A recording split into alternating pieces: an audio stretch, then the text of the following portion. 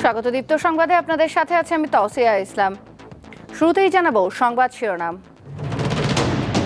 সুনামগঞ্জের ধোপাজান নদীতে বালু পাথর লুটপাট, চেষ্টা চালিয়েও ব্যর্থ পুলিশ। গাজীপুরে আজও পোশাক শ্রমিকদের সড়ক অবরোধ, যাত্রীদের ভোগান্তি চরমে। চাঁদপুরে নদীতে ধরা পড়ছে বড় বড় পাঙ্গাস, সরবরাহ বেশি হওয়ায় কমেছে দাম।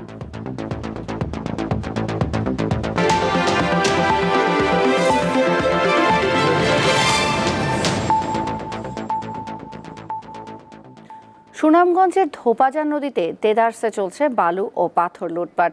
কোনো রকম ইজারা নেওয়া ছাড়াই প্রশাসন ও আইন শৃঙ্খলা বাহিনীর চোখের সামনে প্রতিদিন নদী থেকে তোলা হচ্ছে বালু ও পাথর। নদীর প্রবেশমুখেই দেয়া হয়েছে বাঁশের বেড়া, আছে পুলিশ চেকপোস্ট ও ডিবি পুলিশও। অথচ তাদের সামনেই প্রতিদিনই শত শত বালকেট বোঝাই করে নেওয়া হচ্ছে বালু ও পাথর। স্ব নৌকা যাইতেছে, এর প্রত্যেকটা নৌকা আটকানো সম্ভব না। যদি এখানে মিনিমাম 20 থেকে 30 জন ফোর্স থাকতো এবং 2টা বা 3টা স্পিড বোট থাকতো তাহলে হয়তোবা এটা সম্ভব হতো। তবে স্থানীয়দের অভিযোগ, প্রশাসনের যোগসাজশেই চলছে এই হরিলুট। ডেজার নদী দুপাজান চলতি নদীতে যে হামলা হয়েছিল, কোটি কোটি বালু লয়ে গেছে আপনার ওই যে আপনার দুপাজান চলতি নদীতে অবৈধভাবে ব্যবসা করে রাত্রে। সুযোগ কিছু দেওয়া আছে, আইন প্রশাসনের লোক যারা তারা কিছু সুযোগ দিয়ে রাখছে। সুযোগ না দিলে তারা যদি না দিত তাহলে এইভাবে পারতো না, লুইটা হয়তো ভালো না। পুলিশ আপনার টাকা লইতাছে, টাকা লইয়া এরকম ছাড়তাছে কিন্তু তারা কোনো প্রতিবাদ করে না। যারা ক্ষতি করতেছে, বাড়ি ঘর তো ভাঙতেছে, তারপরে তো তারা লোক আমরা পারতাম না, তারা ইচ্ছা মতো চলতেছে, আমরা তো আল্লাহ করতাম পাই না। এই নদীর উৎস মুখে গিয়ে দেখা যায় আরো ভয়াবহ চিত্র। হাজার হাজার নৌকা দিয়ে লুট করা হচ্ছে বালু ও পাথর। ড্রেজার মেশিন বসিয়ে কাটা হচ্ছে নদীর পার। পরিবেশ কর্মীরা বলছেন, জেলা প্রশাসক ও পরিবেশ অধিদপ্তরের কাছে চিঠি দিয়েও থামছে না এই তাণ্ডব। পরিবর্তনের পর থেকে ড্রেজার এবং মেশিন দিয়া যে নতুনভাবে আরম্ভ হয়েছে, এটা বন্ধ করার জন্য আমরা জেলা প্রশাসকের কাছে বারবার আমরা গেছি, কথা বলছি এবং স্মারকলিপি দিছি, বিভিন্ন কর্মসূচি গ্রহণ করছি আমরা, কিন্তু কোনো সদুত্তর পাইতেছি না তাদের কাছ থেকে। নদী থেকে বালু পাথর লুট বন্ধে জেলা প্রশাসনের আন্তরিকতার কথা জানালেন জেলা প্রশাসক। আমরা চাই এটা বন্ধ করার জন্য, কিন্তু সবাই মনে হয় চায় না। সরকার তো দুর্বল না যে সরকার চাইবে আর বন্ধ হবে না। আমি আমার তরফ থেকে কোনো ধরনের কৈথিল্য নাই। পুলিশ সুপার স্বীকার করলেন, বাঁশের বেড়া দিয়েও অবৈধ কার্যক্রম বন্ধ করা যাচ্ছে না। বৈধ ব্যবসার সাথে জড়িত এবং সুবিধা নিচ্ছে, প্রত্যেকে এখানে জড়িত আছে। এদেরকে যেন দ্রুত আইনের আওতায় এনে দ্রুত যেন আমরা বন্ধ করতে পারি, আমাদের অভিযান অব্যাহত থাকবে। নদীতে বালু পাথর লুট বন্ধে সরকারের কার্যকরী পদক্ষেপ নেয়ার দাবি এলাকাবাসীর। দীপ্ত, বার্তা কক্ষ। সশস্ত্র বাহিনী দিবসের সংবর্ধনা অনুষ্ঠানে ভাষণ দিয়েছেন অন্তর্বর্তী সরকারের প্রধান উপদেষ্টা ডক্টর মোহাম্মদ ইউনূস। বিকাল 4:15টার দিকে সেনাকুঞ্জে ভাষণ দেন তিনি। এর আগে সেনাকুঞ্জে পৌঁছান প্রধান উপদেষ্টা। এদিকে দীর্ঘ 1 যুগ পর ঢাকা সেনানিবাসের সেনাকুঞ্জে গেলেন খালেদা জিয়া। সশস্ত্র বাহিনী দিবসের অনুষ্ঠানে যোগ দিতে সেনাকুঞ্জে গেছেন তিনি। সেখানে খালেদা জিয়ার সঙ্গে শুভেচ্ছা বিনিময় করেন প্রধান উপদেষ্টা। এর আগে বিকেল 3:30টার দিকে গুলশানের বাসভবন ফিরোজা থেকে বিএনপি চেয়ারপারসনের গাড়িবহর রওনা করে। সঙ্গে তার ছোট ছেলে আরাফাত রহমান কোকোর স্ত্রী সহ পরিবারের সদস্যরা ছিলেন।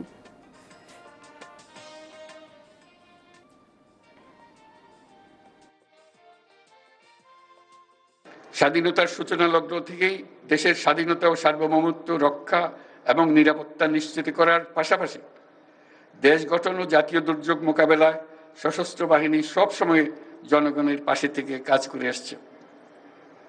সাম্প্রতিক বৈষম্য বিরোধী ছাত্র আন্দোলনে এবং পরবর্তী সময়ে দেশের ক্রান্তি লগ্নে সশস্ত্র বাহিনী বরাবরের ন্যায় মানুষের পাশে এসে দাঁড়িয়েছে। দেশের ছাত্র জনতা এবং সাধারণের পক্ষে দাঁড়িয়ে সশস্ত্র বাহিনী আবারও দেশের মানুষের কাছে আস্থার প্রতীক হিসেবে স্বীকৃতি লাভ করেছে। যৌথ বাহিনীর উদ্যোগে ব্যাটারি চালিত রিকশা চালকেরা অবরোধ প্রত্যাহার করলেও সড়ক ও রেল যোগাযোগ এখনও স্বাভাবিক হয়নি। ব্যাটারি চালিত রিকশা চালানোর অনুমতি চেয়ে সকাল থেকে রাজধানীর মহাখালী, আগারগাঁও, বছিলা ও ডেমরা সহ বিভিন্ন স্থানে সড়ক অবরোধ করে রিকশা চালকেরা। রাস্তা অবরোধের কারণে এসব এলাকায় তীব্র যানজট তৈরি হয়। মহাখালীতে রেলপথ অবরোধ করার কারণে ঢাকার সাথে সব রুটে ট্রেন চলাচল বন্ধ হয়ে যায়। মঙ্গলবার ঢাকা মহানগর এলাকায় 3 দিনের মধ্যে ব্যাটারি চালিত রিকশা বন্ধের নির্দেশ দেয় হাইকোর্ট। স্বরাষ্ট্র সচিব, স্থানীয় সরকার সচিব, আইজিপি, ঢাকা মহানগর পুলিশ কমিশনার, ঢাকার 2 সিটি কর্পোরেশনের কর্তৃপক্ষ সহ সংশ্লিষ্টদের আদালতের এই আদেশ বাস্তবায়ন করতে বলা হয়েছে। এর প্রতিবাদে রাস্তায় নামে রিকশা চালকেরা। জনভোগান্তি নিরসনে যৌথ বাহিনী বোঝানোর পর ধীরে ধীরে সড়ক ও রেলপথ ছেড়ে দেয় বিক্ষোভকারীরা।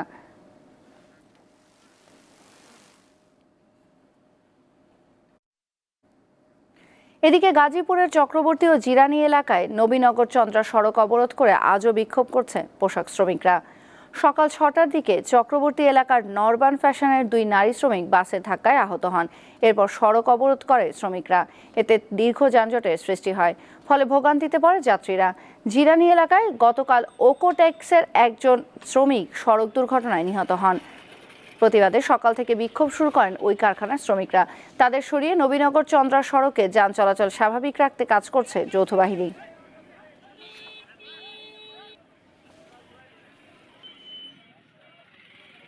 এই যে শ্রমিকেরা এখন আন্দোলন করতেছে, রাস্তায় আরো তো অনেক সমস্যা, সারাদিন ধরে খাওয়া নেই, দাওয়া নেই। হ্যাঁ লেগে আমরা রোডে কষ্ট করানো আমাকে আঙুল ছাইরা দেন, আমরা তো কিছু করিনি। সকাল থেকে বসে আছে, এখন মতো নাস্তা খাইতে পারি না, কিছু খাইতে পারি না, ঠিক মতো কিছুই করতে পারতাছি না। কষ্ট এই যে আমরা যাবো মোমিন সিং, এই যে এখন কিভাবে যাবো, চান্দুরা যেতে হইব, চান্দুরা থেকে তারপরে কতক্ষণ লাগে বাচ্চা ব্যাগ ট্যাগ নিয়ে। ঢাকা চট্টগ্রাম মহাসড়কের মুন্সিগঞ্জের গজারিয়ায় 6 কিলোমিটার দীর্ঘ যানজটের সৃষ্টি হয়। প্রায় 5 ঘন্টা পর যান চলাচল স্বাভাবিক হয়েছে। যানজটের কারণে ওই রুটে চলাচলকারী যাত্রী ও চালকরা চরম ভোগান্তিতে পড়েন। এর আগে সকাল 7টার দিকে গজারিয়া উপজেলার মেঘনা সেতুর উপর একটি পণ্যবাহী ট্রাক উল্টে যায়। এতে যানজটের সৃষ্টি হয়। ভবেরচর হাইওয়ে পুলিশ ফাঁড়ির ইনচার্জ হুমায়ুন কবির জানান, উল্টে যাওয়া ট্রাক থেকে মালামাল না সরানো পর্যন্ত ট্রাকটি রাস্তার উপর থেকে সরানো যায়নি।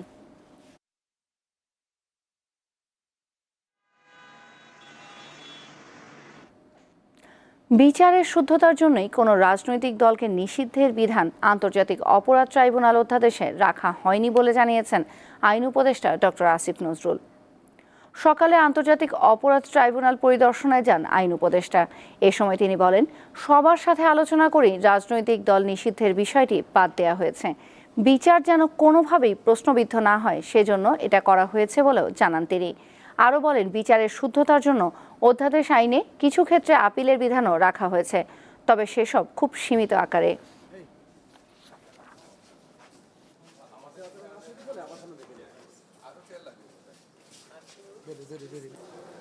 শুদ্ধতা রক্ষার জন্য রাজনৈতিক দলের ইস্যু আনা উচিত না।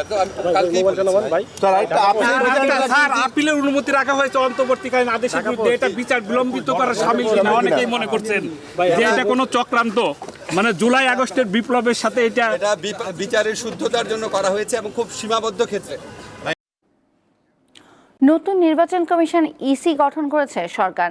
এ বিষয়ে প্রজ্ঞাপন জারি করেছে মন্ত্রিপরিষদ বিভাগ। প্রধান নির্বাচন কমিশনার সিইসি পদে নিয়োগ পেয়েছেন অবসরপ্রাপ্ত সচিব এএমএম নাসির উদ্দিন। এছাড়া নির্বাচন কমিশনার পদে 4 জনকে নিয়োগ দেওয়া হয়েছে। তারা হলেন অবসরপ্রাপ্ত অতিরিক্ত সচিব মোহাম্মদ আনোয়ারুল ইসলাম সরকার, অবসরপ্রাপ্ত জেলা ও দায়রা জজ আব্দুর রহমান এল মাসুদ, অবসরপ্রাপ্ত যুগ্ম সচিব বেগম তাহমিদা আহমেদ এবং সাবেক ব্রিগেডিয়ার জেনারেল আবুল ফজল মোহাম্মদ সানাউল্লাহ।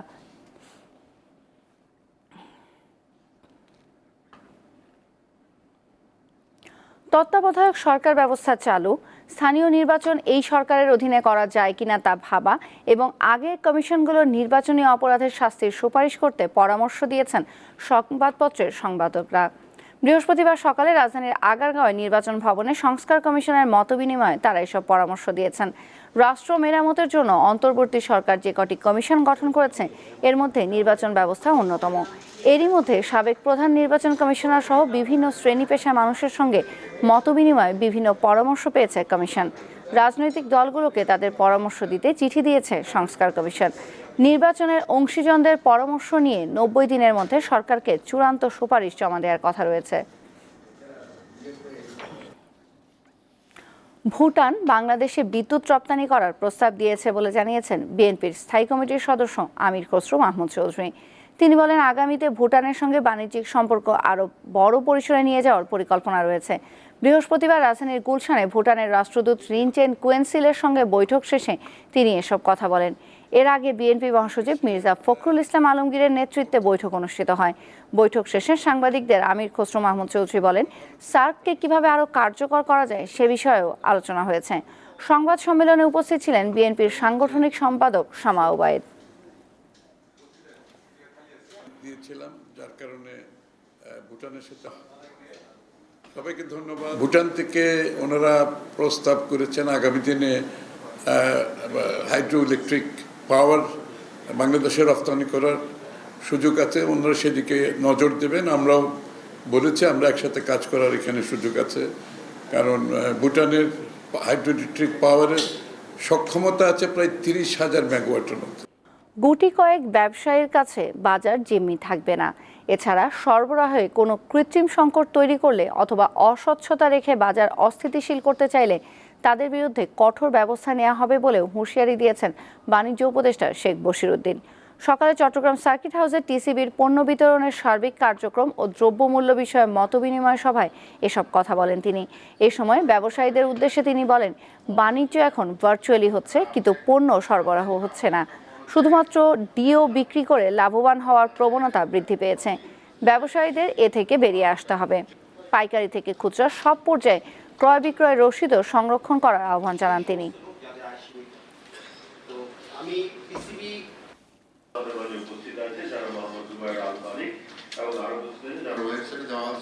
চাঁদপুরের নদীতে জেলেদের জালে ধরা পড়ছে বড় বড় পাঙ্গাস মাছ।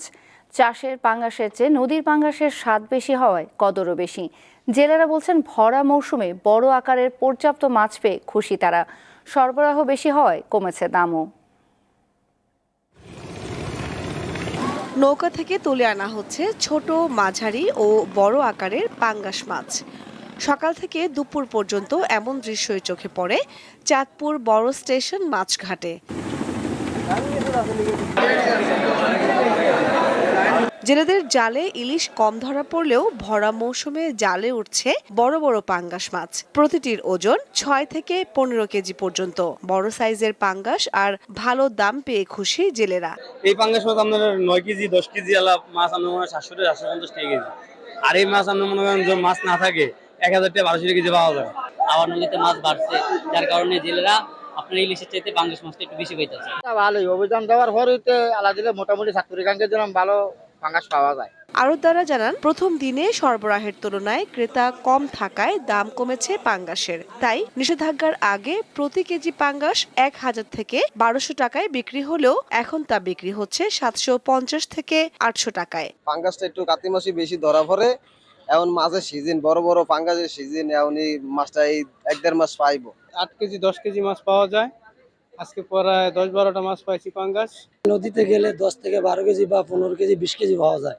হয়তো 8-10,000 15-20,000 টাকা বেচা হয় এমন বড় মাছ। জাটকা ও মা ইলিশ সংরক্ষণের কারণে প্রতি বছর 2 মাস 22 দিন নদীতে সব ধরনের মাছ ধরা বন্ধ থাকে। এ কারণে নদীতে পাঙ্গাসের বিচরণ ও বড় হওয়ার সুযোগ পেয়েছে। ফলে প্রতি বছর বাড়ছে পাঙ্গাস মাছের উৎপাদন।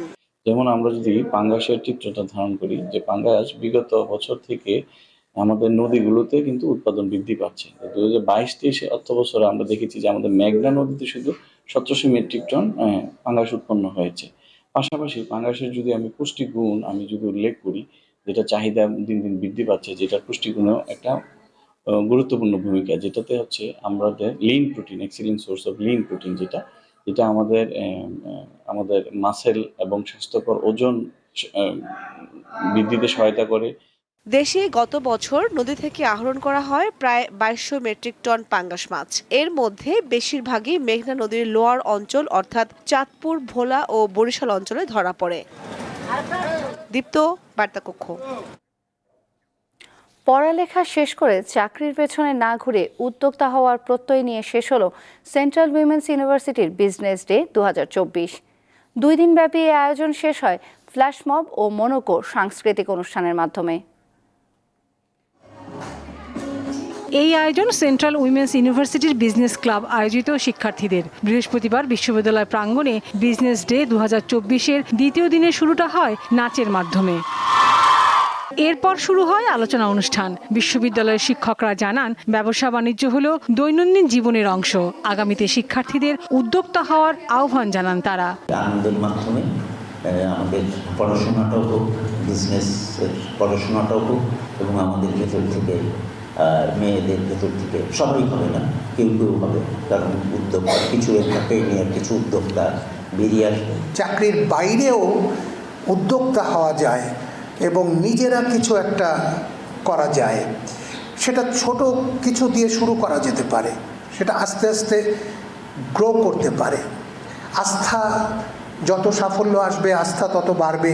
সাংস্কৃতিক অনুষ্ঠানের মধ্যে ছিল নাচ ও গেম শো। শিক্ষকদের অংশগ্রহণে পুরো অনুষ্ঠানটি হয় প্রাণবন্ত। পরে বিশ্ববিদ্যালয়ের শিক্ষার্থীদের নিয়ে কেক কাটেন শিক্ষকরা। 2 দিনের বিজনেস ডে শেষ হয় শিক্ষার্থীদের নাচ, নাটক ও ব্যান্ড শোর মাধ্যমে।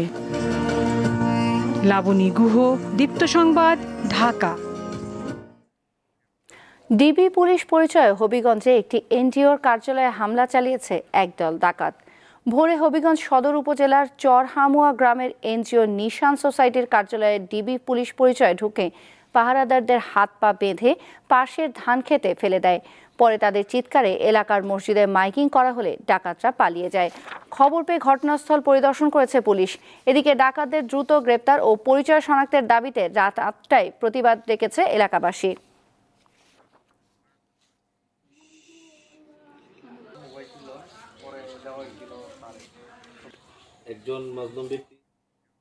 নওগাঁর পত্নীতলায় আলোচিত সুমন হত্যা মামলার প্রধান আসামি বুলবুল হোসেনকে গ্রেপ্তার করেছে পুলিশ।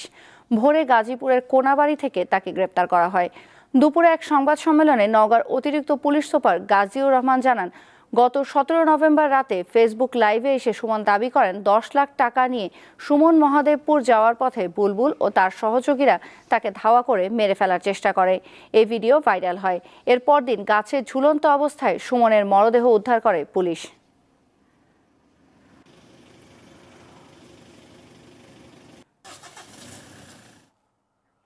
শীতের আমেজ শুরু হয়েছে উত্তরাঞ্চল সহ বিভিন্ন জেলায়।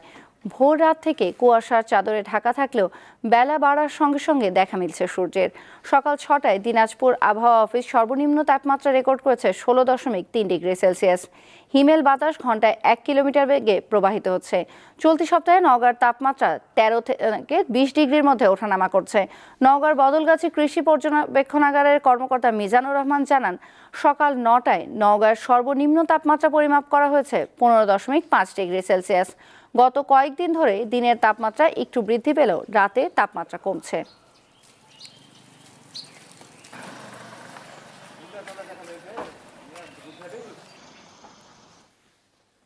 দেশে বাইরের খবর।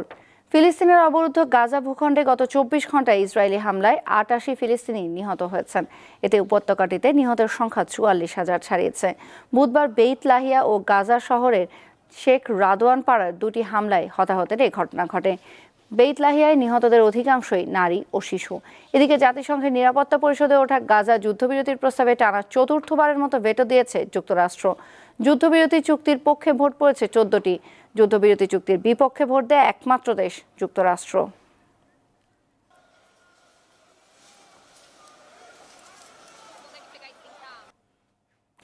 সিরিয়ার পালমিরা শহরের আবাসিক বিভিন্ন ভবন ও শিল্প এলাকায় ভয়াবহ হামলা চালিয়েছে ইসরায়েল।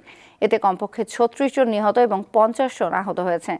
সিরিয়ার বার্তা সংস্থা সানা জানিয়েছে, ইসরায়েলি যুদ্ধবিমানগুলো জর্ডান সীমান্তের দিক থেকে এসে আক্রমণ করে। এদিকে যুক্তরাজ্য ভিত্তিক একটি পর্যবেক্ষক গ্রুপ বলছে, ইরান সমর্থিত মিলিশিয়া যোদ্ধা অধ্যুষিত অঞ্চলে এবং এর আশপাশে একটি অস্ত্রের ডিপো ও অন্যান্য স্থানকে লক্ষ্য করে এসব হামলা চালানো হয়। তবে হামলার বিষয়ে মন্তব্য করতে অস্বীকার করেছে ইসরায়েল বিষয়ক সামরিক বাহিনী।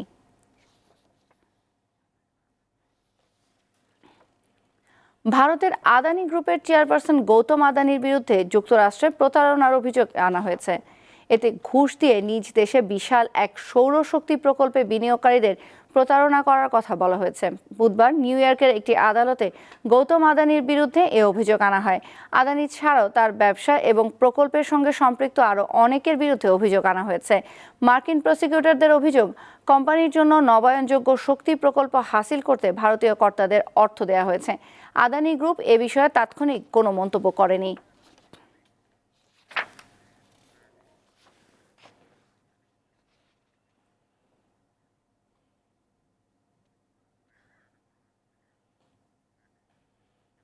খেলার খবর। ব্লাইন্ড ক্রিকেট টি-20 বিশ্বকাপ খেলতে পাকিস্তান গেছে বাংলাদেশ দল। মোট 22 জনের স্কোয়াড ঢাকা ছাড়ে দুপুর 1:40 15 জন ব্লাইন্ড ক্রিকেটারের সাথে রয়েছেন একজন কোচ ও বাকি 6 জন কর্মকর্তা। আগামী 23 নভেম্বর পাকিস্তানে শুরু হবে ব্লাইন্ড ক্রিকেট টি-20 বিশ্বকাপ। কূটনৈতিক সমস্যার কারণে এবারের আসর থেকে নাম প্রত্যাহার করেছে গতবারের চ্যাম্পিয়ন ভারত। ফলে ডিফেন্ডিং চ্যাম্পিয়ন হিসেবে বাংলাদেশের পাশাপাশি টুর্নামেন্টে অংশ নিচ্ছে পাকিস্তান, শ্রীলঙ্কা, আফগানিস্তান, নেপাল ও সাউথ আফ্রিকা।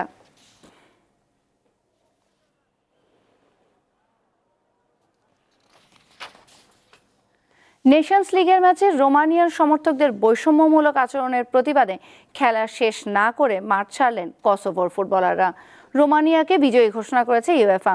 বুখারেস্টে নেশনস লিগের সি লিগের 2 নম্বর গ্রুপের ম্যাচে মুখোমুখি হয় দল দুটি। রোমানিয়ান সমর্থকরা ম্যাচ চলাকালে সার্বিয়াপন্থী স্লোগান দেয় বলে অভিযোগ করেন কসোভোর খেলোয়াড়রা, যদিও এই অভিযোগ অস্বীকার করেছেন রোমানিয়ানরা। বৈষম্যমূলক আচরণ ও দলের অশোভন আচরণ সহ একাধিক অভিযোগে রোমানিয়ার ফুটবল ফেডারেশনকে 1,28,000 ইউরো জরিমানা করা হয়েছে। এফআরএফকে ঘরের মাঠে পরের ম্যাচে দর্শক শূন্য স্টেডিয়ামে আয়োজনের নির্দেশ দেওয়া হয়েছে। সেই সাথে অসৎ আচরণের দায়ে কসোভোর ফুটবল ফেডারেশনকে 6,000 ইউরো জরিমানা করা হয়েছে।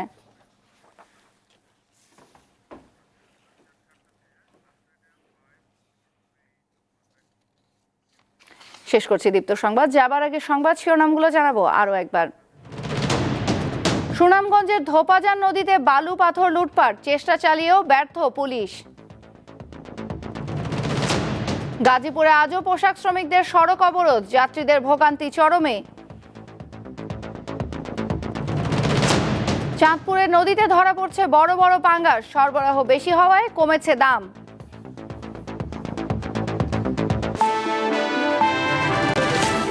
এই ছিল এখনকার মতো। আমাদের পরের সংবাদ সন্ধ্যা 6:50 দেখার আমন্ত্রণ রইল। এছাড়া অনলাইনে আরো নতুন নতুন সংবাদ পেতে যুক্ত থাকুন দীপ্তর ডিজিটাল প্ল্যাটফর্মগুলোতে।